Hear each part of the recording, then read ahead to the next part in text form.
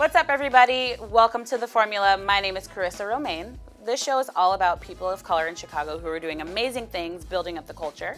And today we're actually in the legendary Second City. Some awesome talent that you might know and love has come out of here. People like Tina Fey, Amy Poehler, Keegan-Michael Key, to name a few. And we're actually with one of those rising stars right now. She's igniting the comedy scene in Chicago. We're so happy to have her here. The amazing Kaye Winks. Welcome to the show. Thank you. Thank you so much for being here. Thank you for having me. So I want to start off by first of all saying you're amazing. You're so funny. I came here in maybe October or so and saw you in She the People, and that's kind of how I got connected with you. I watched the show and I was like, that girl. I want to talk to that girl. I'm really obsessed with your performance. So I just want to backtrack a little bit. I'll tell the audience a little bit about how you got your start and your passion for acting. Where did it come from? Oh, that's a big question. So I have been a performer since I was very, very little because I grew up as kind of like an only child. I was the youngest and the only. Oh. So I'm my dad's only child. I'm my mom's youngest. Yes, okay. And my brother and sister are much older than me. So being alone a lot, I was always performing for my toys, for my parents, for my cats. Very diverse audience. Very diverse audience. And I would just created, my bedroom was my own little imaginary world. And then eventually one day I was thinking, like, I've been doing this stuff in this bedroom, these performances for years. People get paid to do this.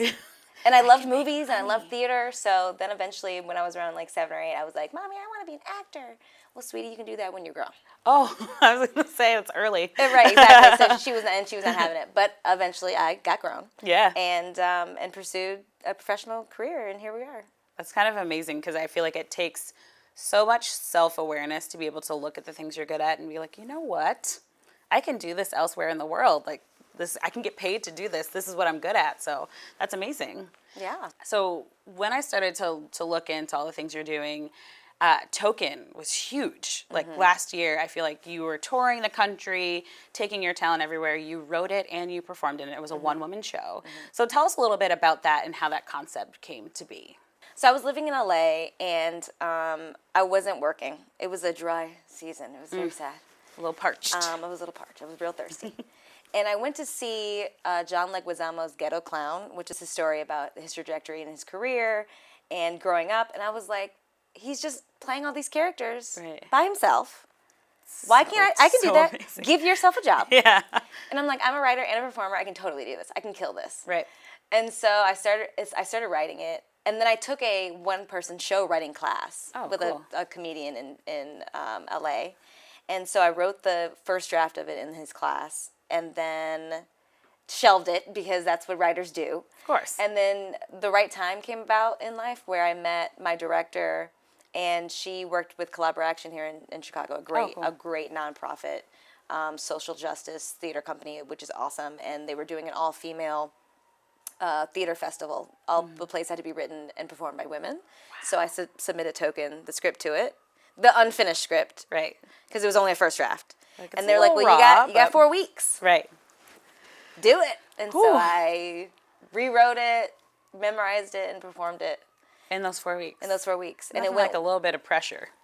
That's what I need. Just a little bit of pressure. That's what I need. So the premise of Token is that you are kind of recounting these stories that we're the only black person, the only person of color, kind of like the token in the room. Right. So I personally really connected with the swimming pool story because that was my childhood. So you have your hair pressed, you're looking real cute, you hop in the pool, you're trying to swim cute, like your neck is hurting, and then all of a sudden someone splashes you and you transform.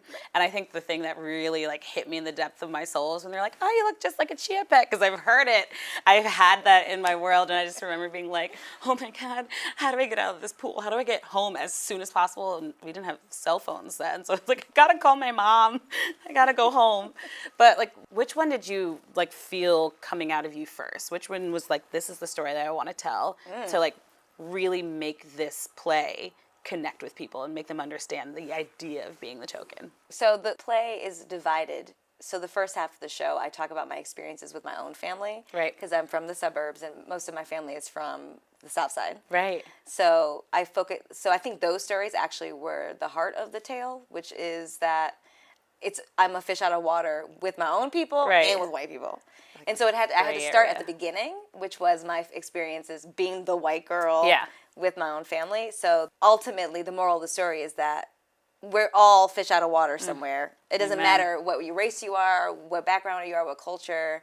You can be a fish out of water anywhere. And yes, the stories about being the only black person around all white people are also a huge part of it too. But that's really just a marketing thing. Right. You got to brand it right. You got to brand it and right. you did a great job doing it. Thank you. You seem kind of like a fearless comic, right? You took on all of these different topics and themes and token, and some that might make people feel a little bit uncomfortable, but it's like the truth of life and kind of making fun of it. Are there any lines that you wouldn't cross, or is it everything kind of fair game in the comedic world? Everything's fair game. Absolutely. How I feel about comedy is that comedy is sort of like an anecdote to tragedy. It is there's two sides of the same coin. So the reason why I'm a comedian is because life is hard. Life is full of tragedy. I mean, in the end, we die. All of us. Everyone we love dies. It happens. Our pets. Our pets. Our parents. Our siblings. Everyone dies. It's a thing.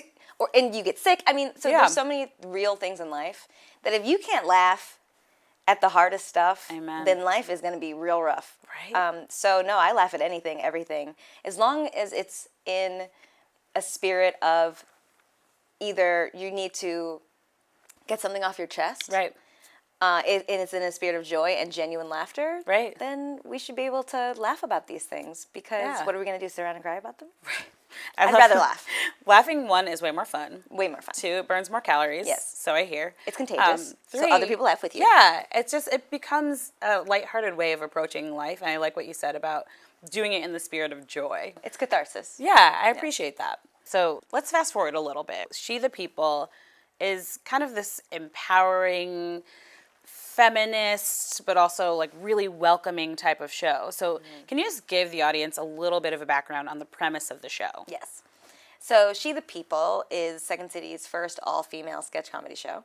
It's the first? It's the first. That blows my mind. Yeah, because Second City has been around since 1959. So anyway, I did not know that. Wow. But you know, it's good that it's here. It's here now. Amen. And it's so much fun. So it just takes down the patriarchy. It's very topical. It's very fresh and like very of the right now. It's an all-female cast, 6 women, and we just tear down the patriarchy. Amen. Basically. So we were talking a little bit before about how when I went to see the show with my friend Sonali, it was a rough week. It was around the time of the Brett Kavanaugh hearings, and we had a week. I think we all had a week that week. Yeah. And we really needed to kind of like blow us some steam, so this show was like the perfect outlet. And I just remember sitting there and saying, like, these are my people. Like, these are people that get what women are going through, and seeing such a diverse cast of women, like, it was really incredible for me.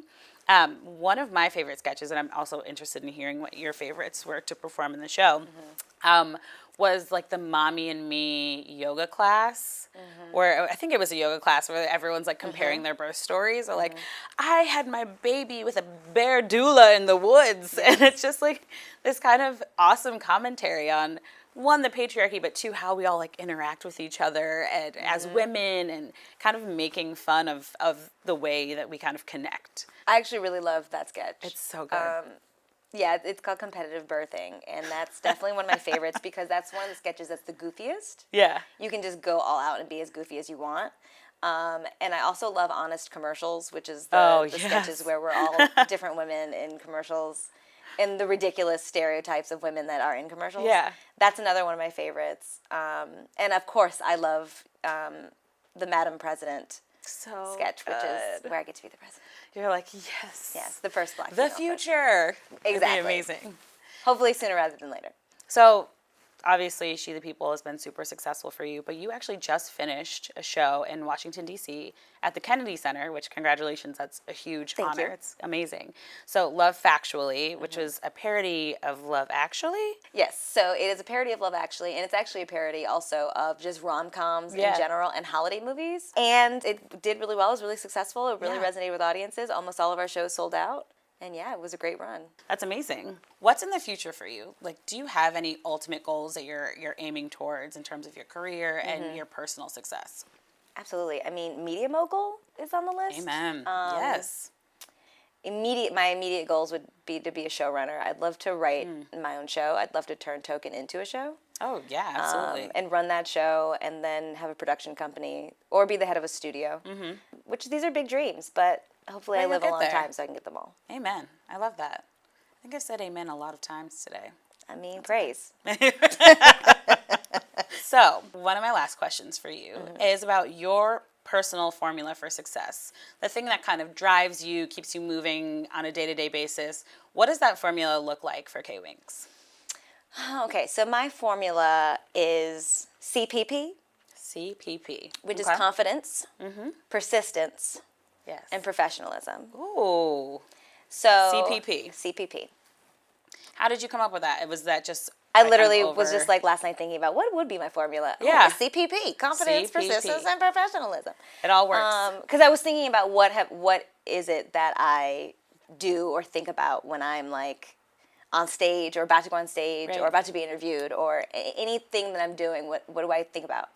And it's always, I'm always hyping myself up. Like, you have to have that confidence. If you are not confident and know who you are and are completely unapologetic about it and like truly love yourself. Yeah, that's magnetic. It's magnetic, and you need to have it in this industry. You know? And in life in general. So confidence and then persistence, you can never give up. You can't give up on your dreams. Yeah. What's the point of having dreams if you give up on them? And then professionalism, like, be ready to work when you get there and know what you're doing. So make it happen. And make it happen. All right, guys, that is it for this episode of The Formula. Thank you so much for being here, and a special thank you to Kaye Winks for joining us today. I really appreciate it. And you guys can actually catch her in She the People at Second City in Chicago. They're running until June 2nd. I highly recommend that you go. It's side-splittingly funny. It's actually so perfect. So, see you there, enjoy yourself, and we'll catch you guys next time. Bye.